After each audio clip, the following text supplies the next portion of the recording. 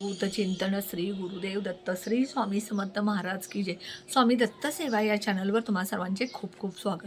तुम्हा सर्वांचं आरोग्य उत्तमाचं राहू दे, राहिलेलं आयुष्य आरोग्यदायी जाऊ दे, तुम्हा सगळ्यांना दीर्घायुष्य मिळू दे अशी मी स्वामी चरणी प्रार्थना करते आणि माझ्या व्हिडिओला सुरुवात करते।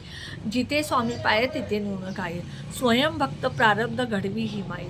म्हणजे जिथे स्वामी आहेत तिथे प्रत्येक माईला घडवलं जातं आणि तिथे प्रत्येक जण घडत असतो।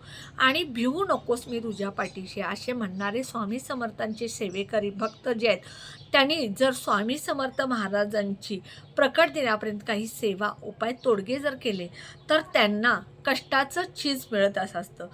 प्रत्येकाला वाटत असतं की आपण खूप कष्ट करतो, खूप मेहनत करतो, पण आपल्याला प्रत्येकाला त्याचं फळ म्हणावं तसं मिळत नाही आणि आपण मग नाराज होतो, सेवा सोडून देतो, कष्ट करायचे सोडून देतो।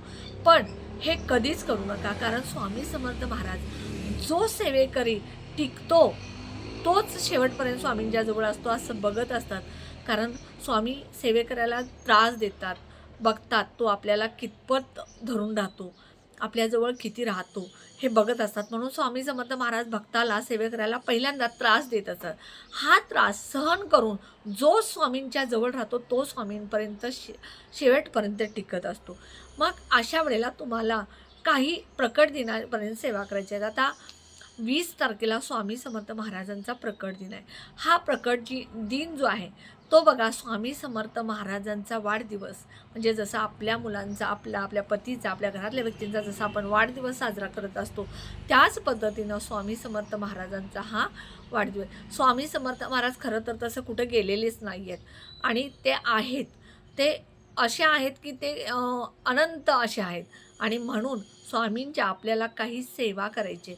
कोणी बघा 11 दिवसाची सेवा चालू केली आहे, कुणी तारक मंत्राची सेवा केली आहे, कुणी संपूर्ण सारामृतची सेवा केली, कोणी 14व्या अध्यायाची सेवा केली, त्यानंतर कोणी 18व्या अध्यायाची सेवा केली। म्हणजे प्रत्येकाच्या वेळेनुसार प्रत्येकानं सेवा केलेली आहे। बघा, आपण खूप पूजापाठ करून जर खचून म्हणजे करूनही जर फायदा नाही झाला तर खचून जाण्यापेक्षा आपण टिकून राहणं महत्त्वाचं आहे।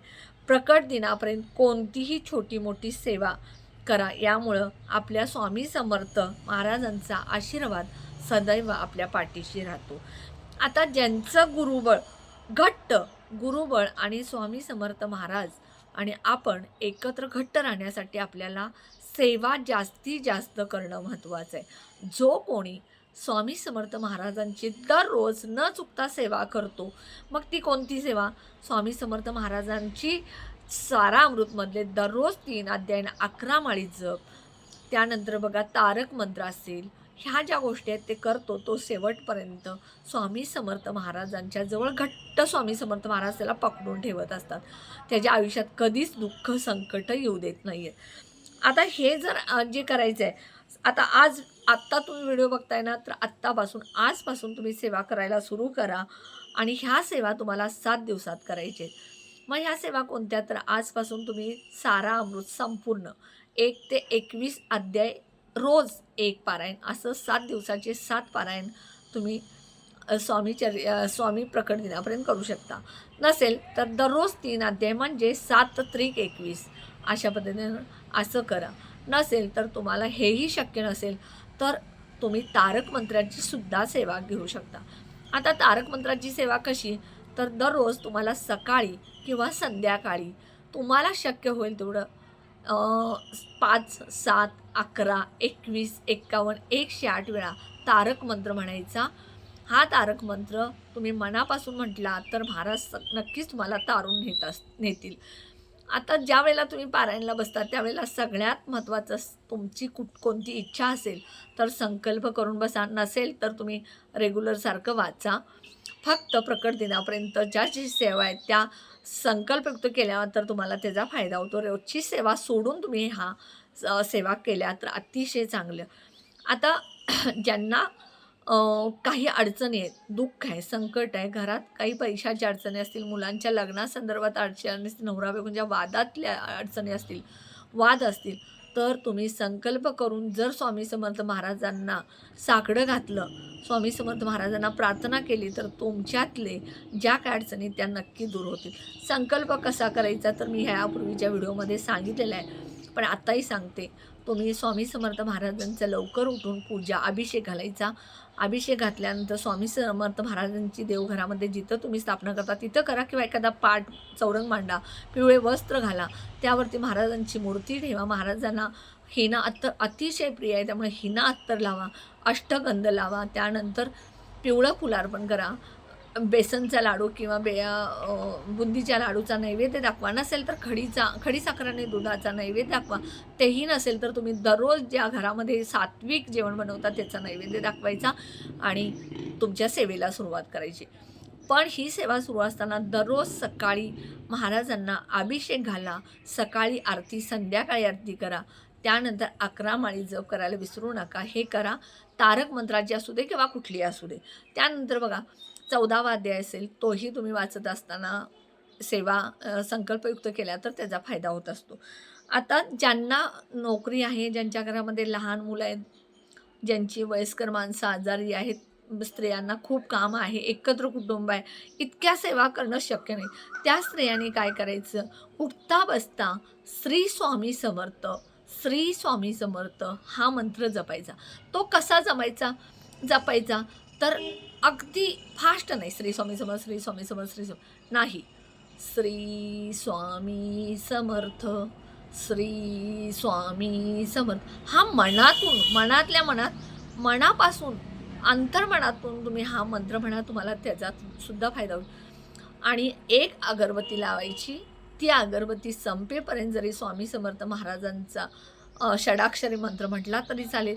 तेही शक्य नसेल तर सकाळी 108 वेळा आणि संध्याकाळी 108 वेळा श्री स्वामी समर्थ महाराजांचा मंत्र म्हणा. तेही शक्य नसेल तर दररोज 1 वेळ तरी तारक मंत्र म्हणा. पण सेवा कंटिन्यू ठेवा. सेवेत खंड पडून देऊ नका. खंड पडला तर तुम्हाला परत सेवा करण्यासाठी स्वामी समर्थ जोडून घेतात असं नाही आहे. आणि ही सेवा आपण कुणीही करणारे नसतो, तर स्वामी समर्थ महाराजांची जोपर्यंत इच्छा होत नाही तोपर्यंत आपल्या हातून कोणतीही सेवा घडत नाही आहे. मी गेल्या वर्षी इथे नव्हते घरी, मी बाहेर गावी होते, त्यामुळे माझ्याकडून 2 वर्षे प्रकट दिनाच्या सेवा झाल्या नाहीत. पण मी संपूर्ण सारामृतच्या पारायणचे 7 पारायणची 1 ते 21 असं 7 पारायणचा संकल्प केलेला आहे. आज माझे 2 पारायण झाले, 5 राहिलेले आहेत. प्रकट दिना दिवशी माझा संकल्प पूर्ण होईल. त्यानंतर तुम्ही प्रकट दिनाला स्वामी समर्थ महाराजांना महाअभिषेक घाला, महानैवेद्य दाखवा, महाआरती करा. जास्तीत जास्त तुम्ही स्वामी समर्थ महाराजांच्या सेवेत राहा. गरजूंना अन्नदान करा. गाईला किंवा कुत्र्याला गाईला हिरवा चारा, गुळ आणि डाळ, कुत्र्याला एखादी चपाती पोळी द्या. ह्यामुळे सुद्धा एक अशी व्यक्ती शोधा की त्या व्यक्तीला खरंच अन्नाची गरज आहे आणि त्या व्यक्तीला अन्नदान करा. वृद्धाश्रमात जावा, अनाथ आश्रमात जावा. माझी फार इच्छा आहे की वृद्धाश्रममध्ये मला गुढीपाडव्या दिवशी जेवण द्यायचं आहे. पण बघू आता महाराज माझ्याकडून कितपत करून घेतात. कारण मला वृद्धाश्रम म्हटलं की माझ्या अंतःकरणातून दुःख दाटून येतं. कारण मी बघते तिथं दान करायला गेल्यानंतर बऱ्याचदा मी अन्नदान करायला जाते, त्यावेळेला तिथल्या लोकांची स्थिती मी बघत असते. अशी वेळ कुठल्याही आईवडिलांवरती मुलांनी येऊन देऊ नये अशी माझी सगळ्या मुलांनासुद्धा विनंती आहे. आणि आईवडिलांचे सुद्धा कर्तव्य आहे की मुलांच्यावरती लहानपणापासून संस्कार चांगले करा, जेणेकरून मुलं मोठी झाल्यानंतर आईवडिलांना सोडून जातील, वृद्धाश्रममध्ये ठेवतील. व्हिडिओ कसा वाटला नक्की कमेंट बॉक्समध्ये सांगा. व्हिडिओला जास्तीत जास्त शेअर, लाईक आणि सबस्क्राईब करा. कमेंट बॉक्समध्ये श्री स्वामी समर्थ लिहायला विसरू नका. श्री स्वामी समर्थ.